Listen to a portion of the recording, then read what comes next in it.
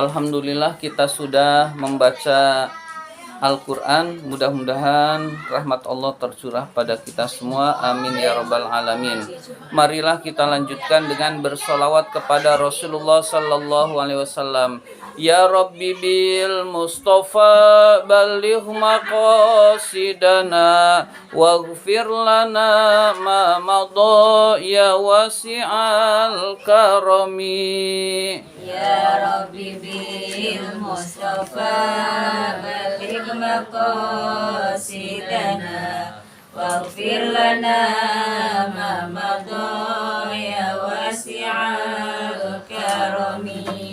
Muhammadun sayyidul qaunaini wa thaqalaini wal fariqaini min urbin wa min ajami. Ya Rabbi bil Mustafa balligh maqasidana waghfir lana ma madha ya wasi'al karami. Maulaya salli wa sallim daiman abada ala habibika khairi khalqi kullihimi. Ya Rabbi bil Mustafa balligh maqasidana waghfir lana ma madha ya wasi'al karami. Huwal habibul ladzi turja syafa'atuhu likulli haulim minal ahwali muqtahimi. Ya Rabbi bil Mustafa balligh maqasidana waghfir lana ma madha ya wasi'al karami. Bismillahirrahmanirrahim. Kita lanjutkan pelajaran kita, pembahasan kitab An-Nasaihud Diniyah. Pembahasan kitab Kifayatul Atqiya, halaman 10 yang tengah. Halaman 10 yang tengah. Dihitung ya.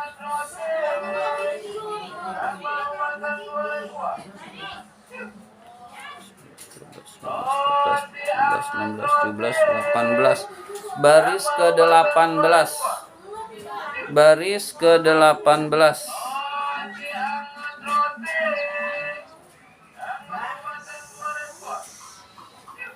Baris ke-18 sudah ketemu. Depannya wakila. Bismillahirrahmanirrahim. Wakila.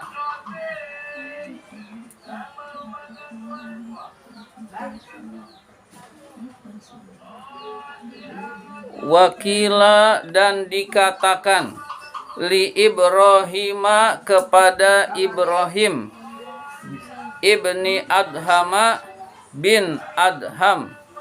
Dikatakan kepada Ibrahim bin Adham. Ibrahim bin Adham adalah seorang ulama besar di zamannya. Beliau juga ulama sufi, ulama yang dekat kepada Allah Subhanahu wa taala.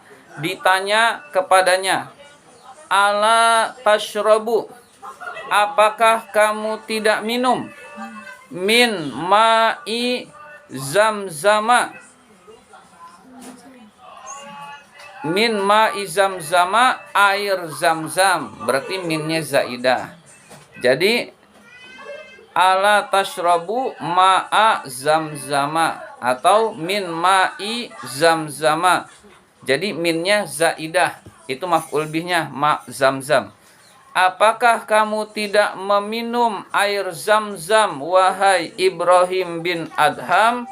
Faqala, Ibrahim bin Adham berkata, laukana li dalwun, laukana li, jika saya mempunyai, jikalau saya mempunyai dalwun, timba atau ember, la syaribtu, maka sungguh saya akan minum air zam-zam.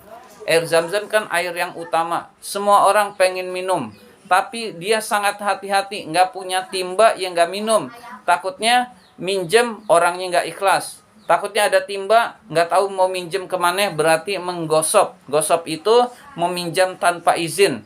Jadi air zam-zamnya halal, timbanya belum tentu halal. Ini zaman dulu, zaman sekarang mana ada air zam-zam nimba. Ya, ini zaman dulu masih berupa sumur.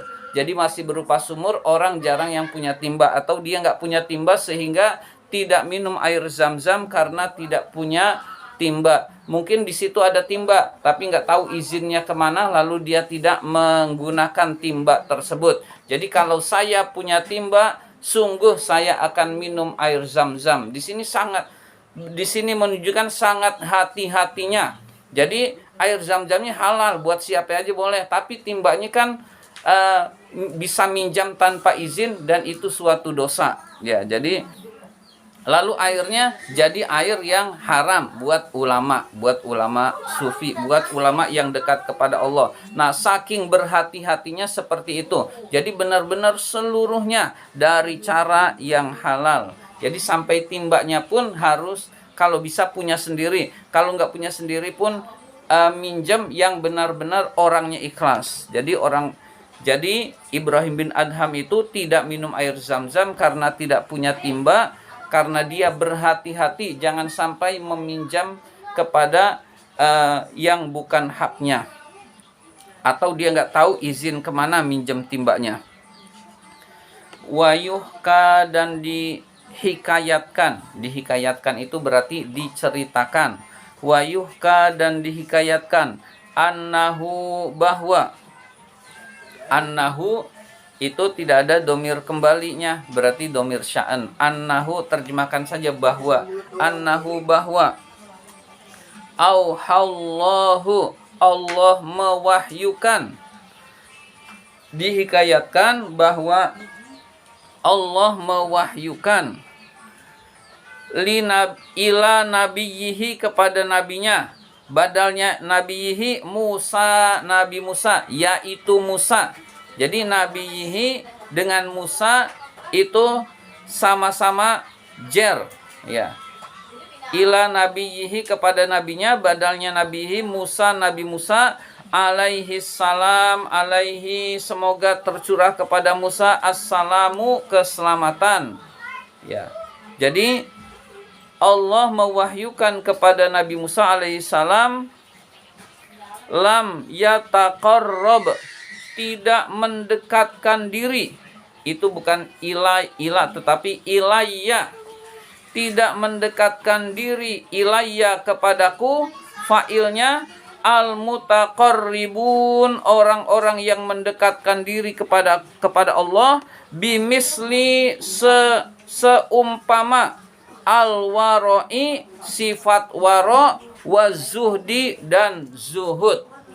Jadi tidak bisa mendekatkan diri kepadaku, kepada Allah yang bisa melebihi pendekatannya zuhud dan sifat wara. Artinya kalau ingin mendekatkan diri kepada Allah dan pendekatan diri itu yang paling utama, itu dua sifat harus dimiliki, sifat wara dan sifat zuhud.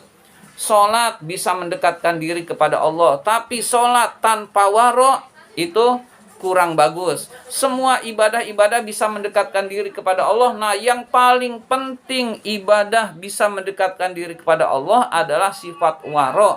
Waro itu hati-hati dari yang haram, dan zuhud. Zuhud itu mengambil sedikit dari dunia sebatas keperluannya buat akhirat.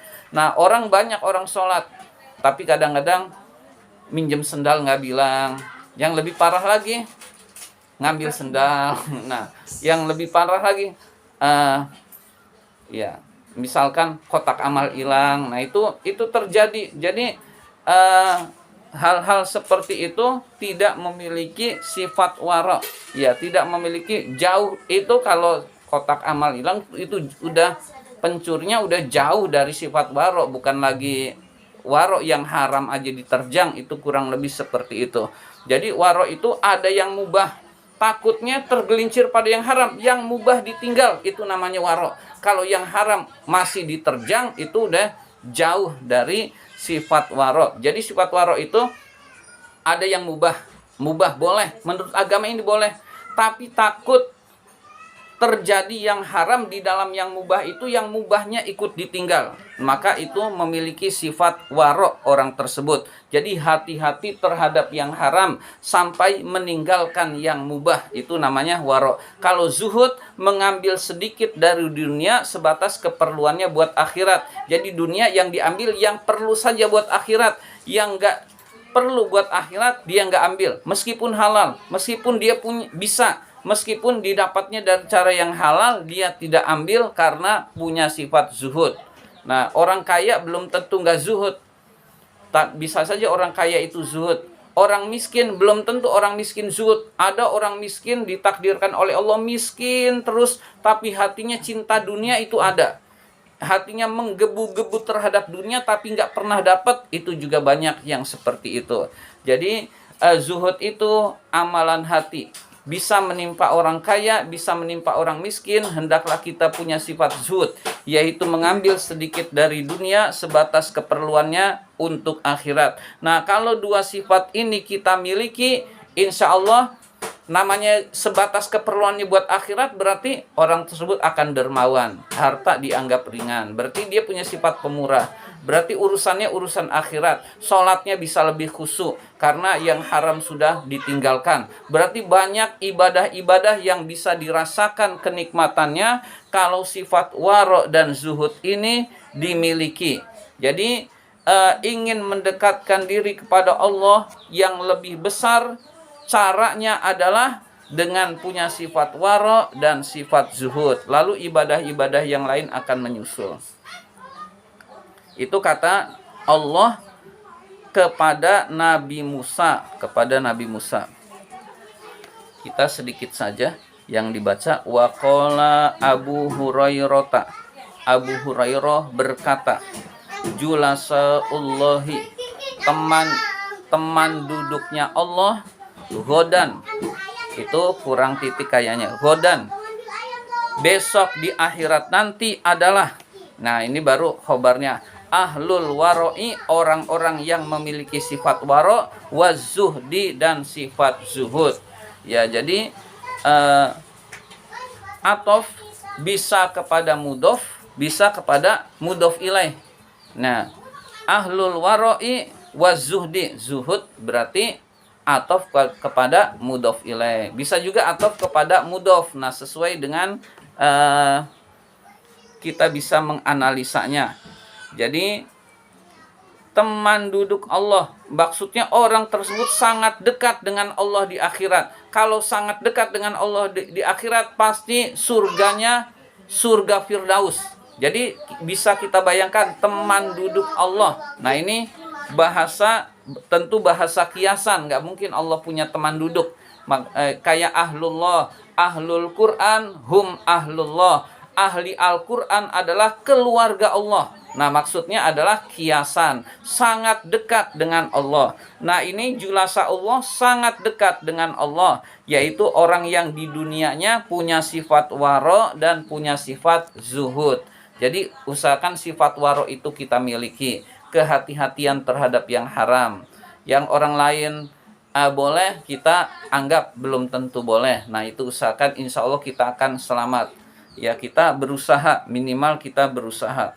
Dan punya sifat zuhud, insya Allah kita akan selamat dunia akhirat kalau waro dan zuhud itu kita miliki. Waqala berkata, siapa yang berkata? Kahmis, nama orang Kahmis, ada nama orang Kahmis berkata. Nah, ini insya Allah ulama juga, cuman nggak terkenal. Kahmis, waqala Kahmis, Kahmis berkata, aznabtu, saya berbuat dosa, zamban, nah maf'ul mutlak, saya sungguh berbuat dosa, abki, saya menangis, alaihi, terhadap dosa tersebut, munzu arba'ina sanatan, semenjak 40 tahun. Jadi saya berbuat dosa, saya nangis terhadap dosa tersebut karena menganggapnya besar selama 40 tahun. Bisa kita bayangkan. Nah, ini di dunia. Nah, ya, Nabi Adam juga demikian. Nabi Adam itu luar biasa juga. Nah, ini seorang ulama berbuat dosa. Zamban itu menunjukkan zamban wahidan, satu dosa. Saya pernah berbuat dosa, lalu nangisnya selama 40 tahun, luar biasa. Lalu dijelaskan, wazalika, hal itu, annahu, sesungguhnya za itu zawa, zaroni, mengunjungi kepadaku, itu zaroni, zawani itu zaroni, insyaallah. Zaroni, mengunjungi kepadaku siapa? Akhun li, saudaraku. Akhun li, saudara laki-lakiku. Saudara laki-lakiku datang mengunjungiku. Fa'ashtaroitu, maka saya membeli. Bidanikin, dengan uang danik. Uang danik itu uang 1/4 dirham. Itu namanya danik. Samakatan, seekor ikan. Masyubatan, yang dipanggang. Ikan diapain? Yang dibakar. Saya membeli ikan bakar. Falamma farogo, tatkala selesai, akhadtu, saya mengambil, kit'atan, satu genggam, kit'atan, satu genggam, kit'atatinin, satu genggam tanah. Jadi setelah selesai makan bersama saudara, saya mengambil satu genggam tanah.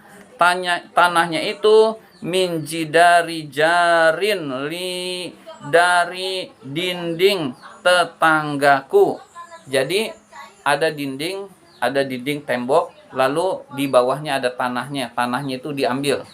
Jadi sekedar tanah yang orang cuman tanah, nggak berharga ya. Jadi ada tembok itu milik tetangga, lalu diambil di bawahnya tanah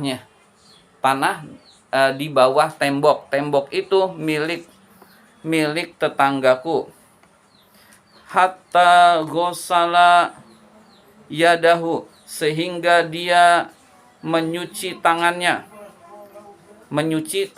Yang mencuci tangannya itu akhun li, sehingga saudaraku itu mencuci tangannya. Kan kalau ikan bau amis perlu pakai abu. Nah, semacam abu lah, semacam tanah, biar bau amisnya hilang, hal-hal yang tidak enaknya hilang, baru pakai air. Jadi lalu mengambil tanah yang bisa digunakan untuk seperti abu, sehingga bau amisnya hilang. Walam astahillahu, dan saya belum meminta halal tanah tersebut.